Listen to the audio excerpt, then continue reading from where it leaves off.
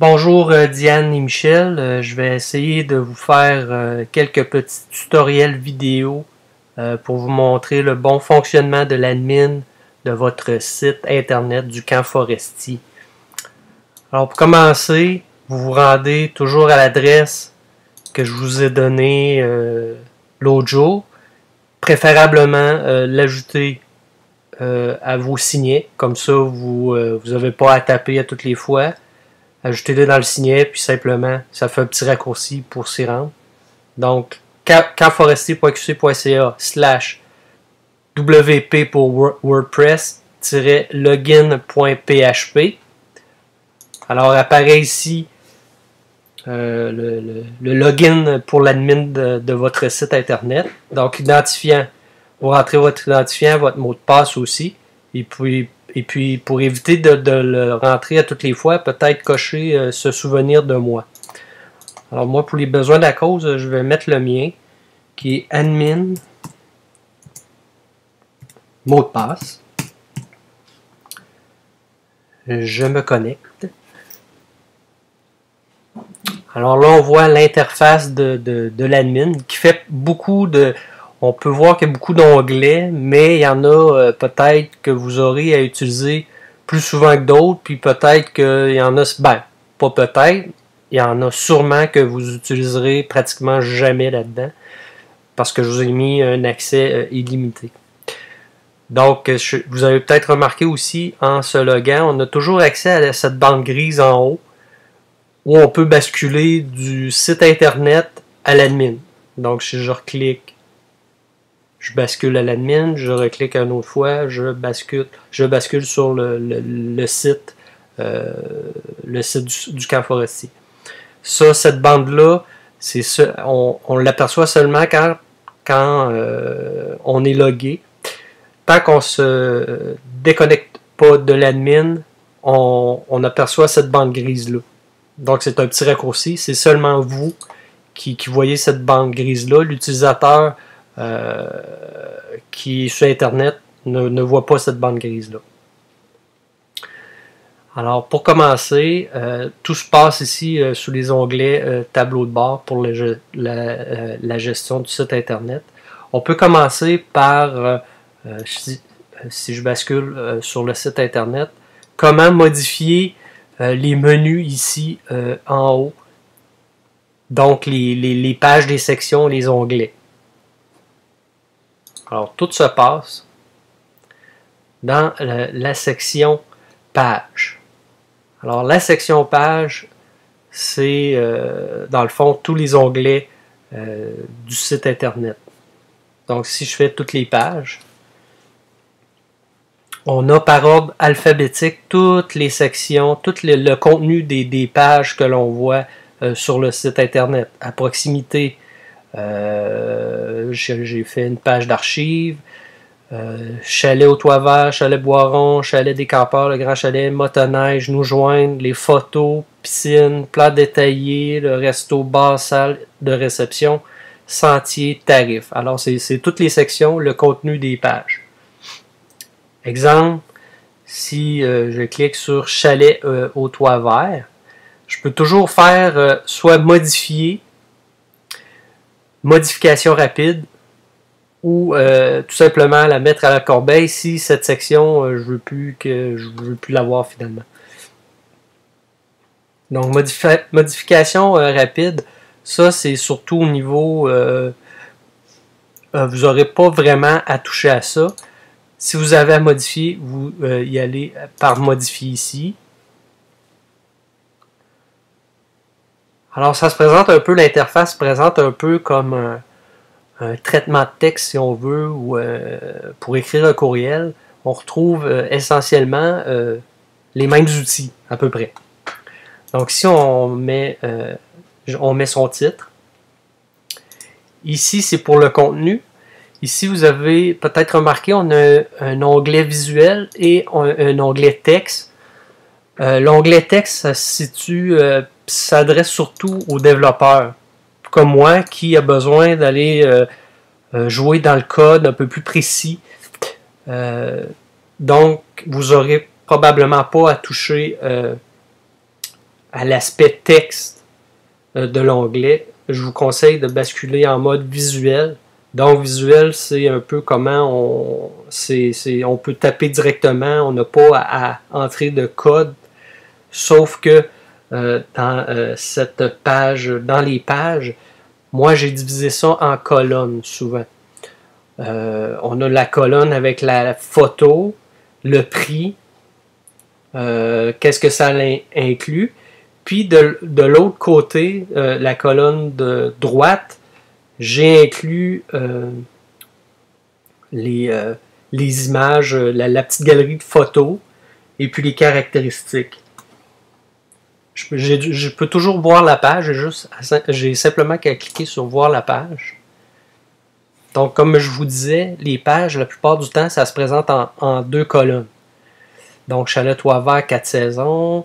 Dans la première colonne, j'ai ajouté la photo avec une petite légende, le prix, qu'est-ce que ça inclut, et l'autre colonne, l'autre côté, dans la colonne de droite, j'ai ajouté les photos, c'est-à-dire le petit carrousel comme ça, et en bas, les caractéristiques. Donc, si vous voulez modifier quelque chose dans cette page-là, bon, que ce soit une faute ou ajouter une information ou enlever de l'information, vous allez dans la page en question, vous retournez dans l'admin, page, toutes les pages, Chalet au Toit Vert, vous faites modifier ou simplement cliquer sur le titre. Donc, c'est ça. Comment ça fonctionne, les colonnes? Il y a un petit tag ici. TWOCOL pour tout colonne one. Donc, ça signifie que l'ouverture de la première colonne, elle débute là. Donc, là, j'ai mon nombre de saisons, la photo du chalet, les prix. Qu'est-ce que ça inclut? Et là, j'ai le petit tag ici avec le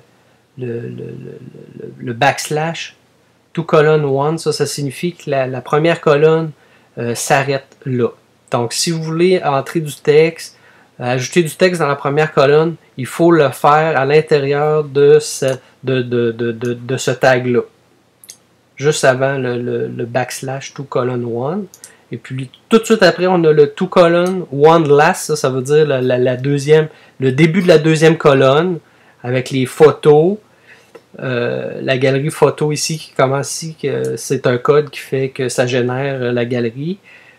Des caractéristiques, si vous voulez rajouter des caractéristiques, il y a moyen de taper là directement. Et le backslash tout colonne one last, donc ça signifie que la deuxième colonne s'arrête là. Donc, concrètement, vous voulez faire une modification dans le prix, admettons. Admettons que c'est 450$ par semaine plus taxes. Je prends un exemple, je vais le remettre comme il était auparavant. Moi, je veux simplement faire une correction. Donc, c'est visuel, c'est direct. On fait la correction directement, on souligne ce qu'on veut corriger. J'ajoute un 5 pour corriger le prix, admettons. Et j'appuie sur le bouton mettre à jour. Il y a toujours moyen de voir, de prévisualiser les modifications que j'ai faites avant de mettre à jour officiellement la page. Donc, si je ne suis pas sûr de ce que j'ai fait, je peux prévisualiser. Si je suis sûr de ce que je fais mettre à jour. Alors, la page mise à jour, on peut afficher la page ou on peut cliquer ici pour voir la page, pour voir ses modifications. Alors, ma modification a été faite ici. La correction a été faite, 450$ plus taxes. Là, je vais le remettre comme il était. C'était juste pour vous montrer comment ça fonctionnait. Donc, je remets le 400. Je fais mettre à jour. Alors, c'est ça. Donc, bon, si vous voulez ajouter du texte, taper du texte, on peut copier, coller du texte à la suite de ça, on peut taper directement, ça, il n'y a aucun problème. Comme un traitement de texte, on peut mettre la typo, on peut mettre la typo en caractère gras, simplement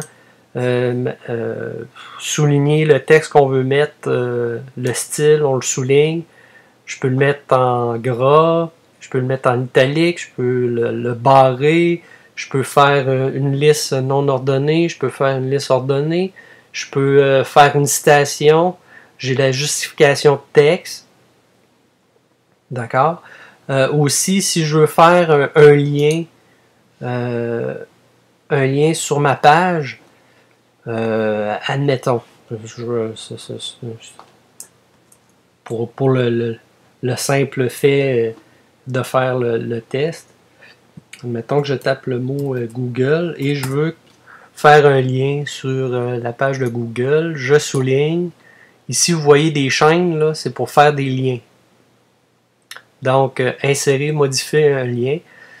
Il y a toujours moyen de savoir à quoi sert l'icône. Simplement, par un rollover, on peut voir à quoi sert l'icône. Donc, insérer un lien. Je peux cliquer là-dessus. Et apparaît un petit pop-up où je peux rentrer l'adresse web du lien que je veux faire. Donc, moi, mettons, je veux faire un lien sur Google. Je tape google.ca. Je fais ajouter un lien.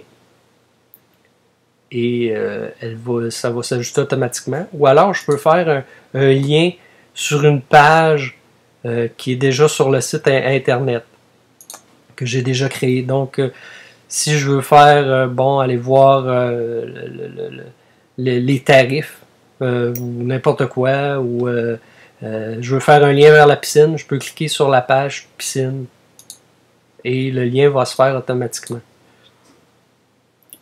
Donc, je vais ajouter le lien. Donc, on voit que le lien est apparu ici. Donc, pour les besoins de la cause, je vais l'effacer.